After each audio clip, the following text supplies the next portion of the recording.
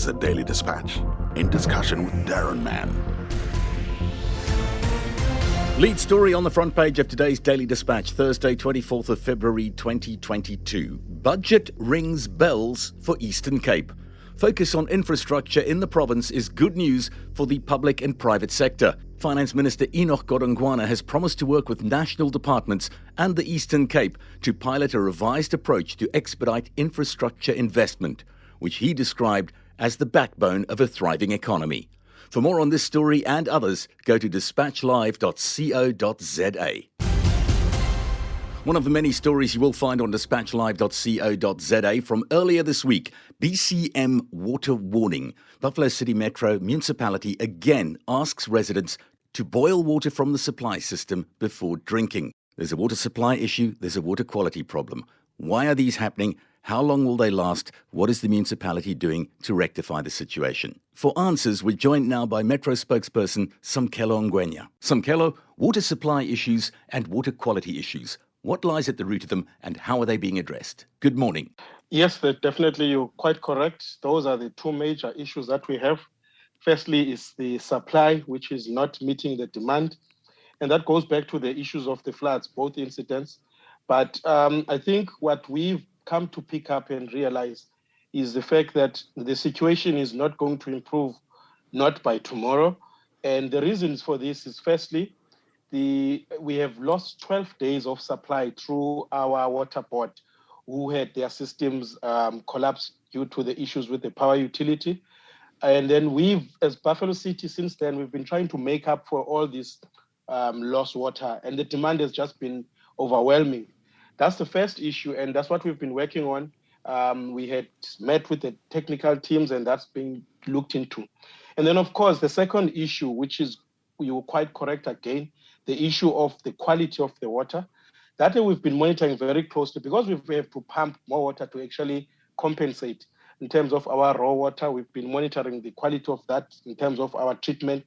So we've had situation wherein we had to throttle some areas to give into some areas, and turbidity levels have risen. And that's been the reason why we've had to issue alerts, because when we do our test, we get to pick up that there are situations in the system that are making it very difficult for us to say, firstly, we can pump this water because it's not of good quality. And secondly, even when we pump it, we have to alert people to boil it. And that's basically the long and the short of it. When it comes to the water treatment, Samkelo, two questions. Are you happy with the infrastructure that you're currently dealing with in Buffalo City? And are you satisfied that there's competency, that there are skills within the water treatment, the people who are overseeing the water treatment, to make sure that the acceptable quality level is reached? I think if we were happy with the infrastructure, we wouldn't be having this conversation. I think the floods have definitely exposed our infrastructure. They've caused some damage, but they've also taught us a few things. Firstly, that we should be in a better position to prepare. I think the fact that we got too much water on a quick space of time and ran out of chemicals, and we're not in a good position to treat that and pump it out, shows what I'm talking about. I think we are in admission that, we actually had to bring in an expert to actually come in and advise. And we met with the expert yesterday, and one of the things that he was saying to us was that we need to plan forward a little bit longer.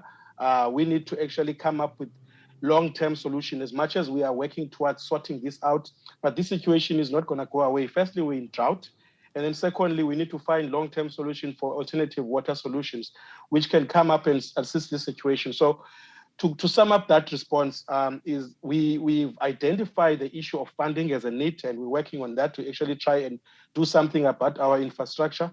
And then secondly, we've actually identifying the issue of working with people that are competent, that are out there, who actually are able to advise cities on how to go forward. That's why we're going to be setting up a water indaba, because we want people to descend into our city and we look at the issue of water comprehensively. So this might be a window of opportunity for us to actually do something more meaningful about the water situation for the other generations that are to come. Samkelo, some comments from residents. Number one, they say, we're being told to boil water. What happens if Eskom load shed and I'm unable to boil water? I don't have electricity, or the electricity is out for any other reason. I see that Nelson Mandela Bay Mayor Eugenie Johnson recently suggested residents add a teaspoon of jik to 20 litres of water. Subsequently, an expert biochemist who's an expert on water quality said it wasn't quite that simple.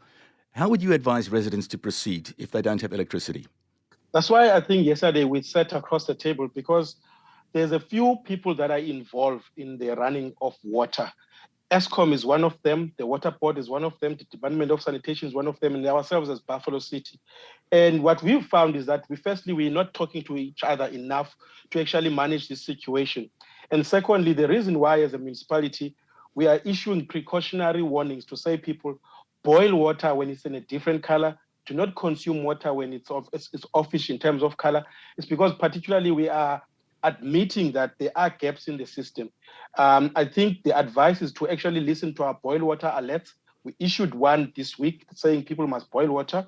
And then this morning we've issued one and again saying the water is safe to drink. And we're testing this water every 2 hours. And as and when we get these results, we're going to advise people. So the issues that we spoke about around pump station as well as ESCOM was firstly to get generators. But in as far as load shedding is concerned and all those issues, that's what we set up this task team for, so that they come up with concrete scientific solutions. It's one thing to actually have everyone just advising what to do, what not to do, but what we aiming for, which is our first priority, is put water into taps, which was what we're struggling with right now. And then secondly, that type of water that is in taps, to actually always advise people to firstly, you can run the tap for a while until the water clears. Do not consume water that is offish color. And if you can, boil it. And if you're unable to boil it, do not consume that water until it clears. Samkelo, there are also residents who make an argument that access to clean water is a basic human right that's enshrined. I think it's in the Bill of Rights in our Constitution. And that failure to provide clean drinking water, it can be argued as a human rights violation. Your comment? No, that's quite right. That's quite correct. It's a non-negotiable. That's why we are in a situation where we are cutting water to all the areas that are affected, particularly those that are in the rural areas. And also, if I can find a layman term to say, we are robbing Peter to give water to Paul. So we're throttling water in the city so that those areas that are in high, low-lying areas, that's the problem we have. Because in terms of our reservoirs, some areas are, when our reservoir get full, some areas are easy to get water, but other areas are battling. So we're looking at the times and when we can do water shedding, which is most preferably during the early hours of the morning, and also at some point during the days before the rush hour, so that we can actually get people to have access to water. It's definitely a right, and people are paying for this service. That's also one thing we have to actually emphasize, and we're doing everything you can. The executive mayor has made it very clear. It's not just residents, it's business.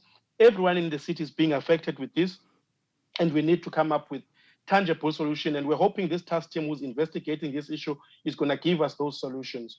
Final question, Samkelo. Do you have a timetable, even a rough one, for residents tuned in to give them an idea of how long they're going to have to be dealing with problems like these? I think based on the diagnosis that we got from yesterday's meeting, we are aware of that. We can advise residents that this is not going to go away, not in a week, not in two. But what we want to find is to get tangible solutions. I mean, 2 weeks ago, we were at one of our water stations, drinking the water and declaring the water okay. But now we're back again on this and we're saying we've got challenges. So the reason why we've set that task team is because we're basically realizing this is not going to go away and unless we do something tangible. So in terms of those timeframes, we are monitoring the situation every 2 hours. That's how much resources we're putting into this. And we are hoping that at sooner, not later and later, for the people of Buffalo City, we won't be having this as a topic. Remember, at the backdrop of this topic is the issue of drought. It's not gone away. So it's an issue that we'll have for the rest of our lives as long as we don't have enough water supply. But the teething issues that we're talking about now, water quality and water demand, we should be able to resolve this very, very, very soon. The voice of Samkelo Ngwenya, he's the spokesperson for Buffalo City Metro Municipality. Many thanks for joining us again today on the Daily Dispatch in discussion with Darren Mann, Samkelo. Thank you very much for the opportunity, Darren. So it's water woes to the fore once again. Buffalo City Metro Municipality has urged its residents to boil water before drinking it while tests are conducted to improve water quality at the Umzonyana water treatment plant. Many areas in the city affected by water quality and lack of water supply And we thought we'd get expert opinion on both those subjects this morning. We catch up with Johan Barnard. He's a former lecturer at Nelson Mandela University. He's a biochemist, and he also has experience with municipal infrastructure when it comes to water. Johan, thank you for joining us on the Daily Dispatch in discussion today. Give us a bit of your background, and then maybe talk us through some of the technical aspects of how we make sure that there's sufficient water supply and of good enough quality for people to drink. It is a basic human right enshrined in our Constitution. Hi, good morning, Darren. Yes, I'm a retired lecturer in water treatment and other water-related subjects for the Civil Engineering Department at the Nelson Mandela University.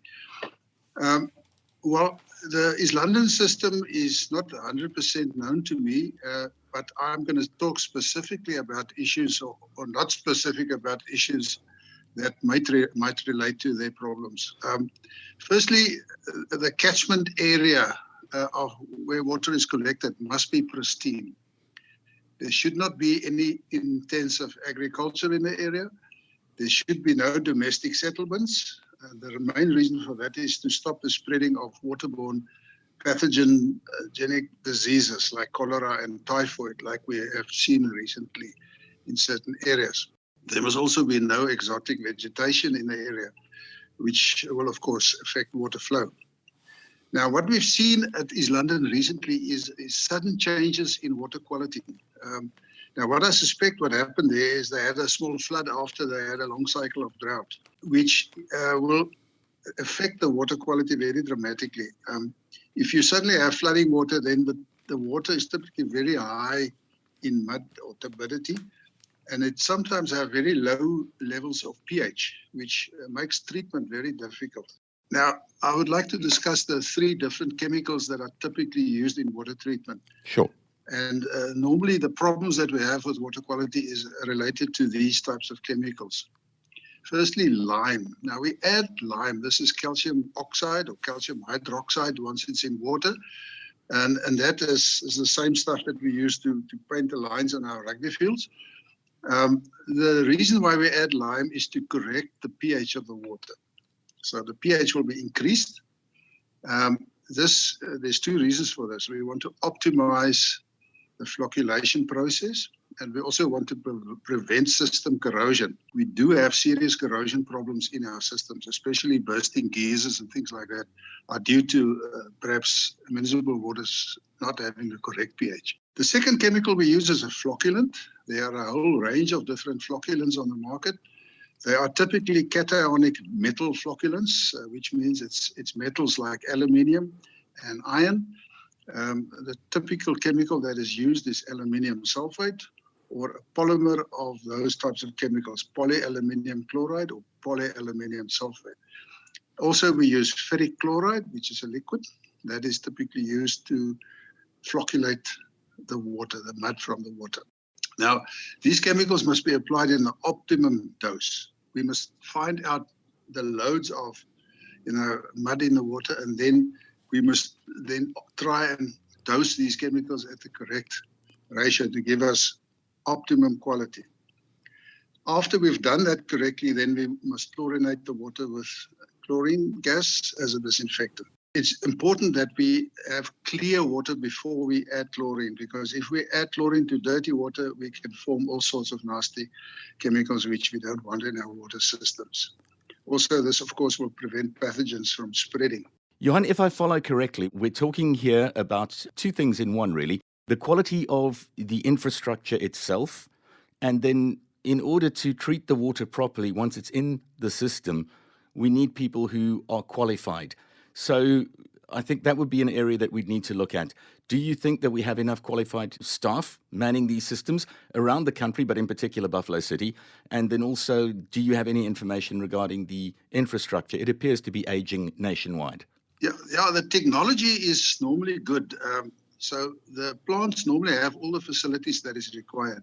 What I have noticed, and I've done a lot of training in the rural areas around this, around the Eastern Cape, and what I found was that there are infrastructure, there's good systems, but there is a lack of skills and also a lack of the necessary chemicals, mostly because of budgets and things like that. So Yeah, the water quality is affected by, the poor, perhaps skills level, and also the lack of chemicals. Johan Barnard, thank you very much for joining us. Final thoughts? Well, yeah, I think people must be trained on the job. That's very important. This perhaps is not happening. So I'm available to do courses if it's required to do water training. Just a final parting thought. People are told to boil water to make sure that it's fit to drink. You let it cool down, obviously, first. But we live in an age of load shedding and an erratic power supply as well. I'm just wondering where it leaves folk who find a water problem and an electricity problem at the same time. Yeah, no, you'd have to use gas in that case. But yeah, we don't all have access to that. But we must remember that the human race have survived for millions of, not millions, I don't know how many thousands of years without water treatment. So we are quite resistant to most problems in water. So you can, if you're really thirsty, you can drink it, but don't give it to the little babies and to very old people. I would recommend. Have a good day. Thank you very much for joining us on the Daily Dispatch in discussion with Darren Mann today. Okay, thank you. That was the Daily Dispatch in discussion with Darren Mann.